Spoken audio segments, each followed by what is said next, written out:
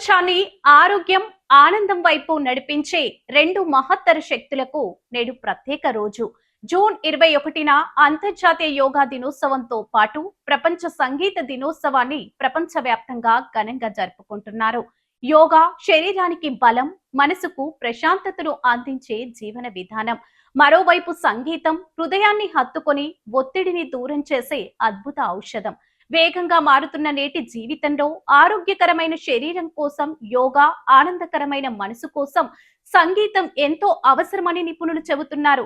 దేశవ్యాప్తంగా యోగా శిబిరాలు, సంగీత కార్యక్రమాలు, సాంస్కృతిక వేడుకలు ఉత్సాహంగా కొనసాగుతున్నాయి. వయసుతో సంబంధం లేకుండా ప్రతి ఒక్కరూ యోగాను, సంగీతాన్ని తమ దైనందిన జీవితంలో భాగం చేసుకోవాలని పిలుపునిస్తున్నారు.